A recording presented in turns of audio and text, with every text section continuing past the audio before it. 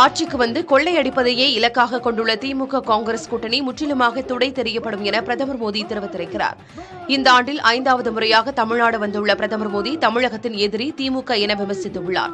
கேரள மாநிலம் திருவனந்தபுரத்திலிருந்து பிரதமர் மோடி ஹெலிகாப்டர் மூலம் கன்னியாகுமரிக்கு வருகை புரிந்தார். அரசு விருந்தினர் மாளிகையிலிருந்து சாலை மார்க்கமாக பாஜக பொதுக்கூட்டம் நடைபெறும் மைதானத்திற்கு சென்றார். பொதுக்கூட்டத்தில் பேசிய பிரதமர் மோடி தமிழ் சகோதர சகோதரிகளை என தமிழில் தமது உரையை தொடங்கினார். அன்பார்ந்த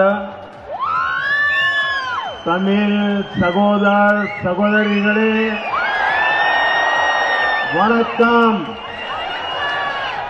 தமிழகத்தில் குடும்ப ஆட்சியை அகற்றி பாஜக ஆட்சியை கொண்டுவர வேண்டும் என்பதே தமது விருப்பம் என கூறிய அவர் தமிழகம் மற்றும் தமிழ் பண்பாட்டின் எதிரி திமுக என சாடினார். கொள்ளையடிப்பதையே திமுக காங்கிரஸ் கூட்டணி இலக்காக கொண்டிருப்பதாகவும் அந்த கூட்டணி முற்றிலுமாக துடை தெரியப்படும் எனவும் பிரதமர் மோடி கூறினார். நாட்டை பிளவுபடுத்த நினைத்தவர்களை காஷ்மீர் மக்கள் தூக்கி எறிந்துவிட்டதாக அவர் கூறினார். பாஜக ஆட்சியில் 5G கொண்டு வந்ததாகவும் ஆனால் இந்தியா கூட்டணி 2Gயில் ஊழல் செய்ததாகவும் 2G ஊழல் முறைகேட்டில் பெரும் பங்கு வகித்தது திமுக தான் எனவும் பிரதமர் மோடி குற்றம் சாட்டினார். மக்களுக்கு பாஜக அன்பை வழங்குவதாகவும் மக்களின் அன்பை இந்தியா கூட்டணி சுரண்ட காத்திருப்பதாகவும் விமர்சித்தார். ஜல்லிக்கட்டு போட்டிக்கு திமுக காங்கிரஸ் கூட்டணி அரசு தடை விதித்ததாகவும் பாஜக அரசு அந்த தடையை நீக்கியதாகவும் பிரதமர் நரேந்திர மோடி குறிப்பிட்டார்.